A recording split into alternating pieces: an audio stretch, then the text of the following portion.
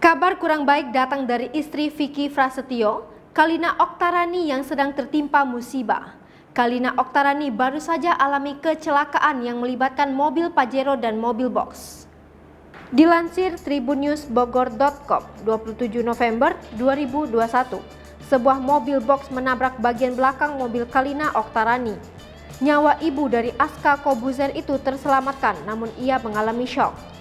Kalina menceritakan detik-detik kecelakaan yang menimpanya melalui Instagram Jumat 26 November 2021.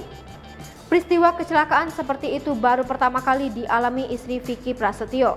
Saat itu, Kalina akan pergi ke sebuah tempat untuk mencoba baju.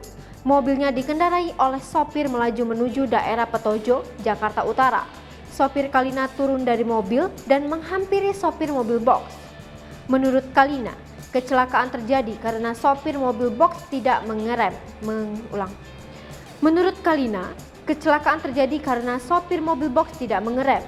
Namun, sopir mobil box mengelak dan mengatakan pihak Kalina Oktarani yang salah. Hai pemirsa Sri Popo TV, jangan lupa komen, like, dan subscribe, serta tonton terus berita-berita terupdate lainnya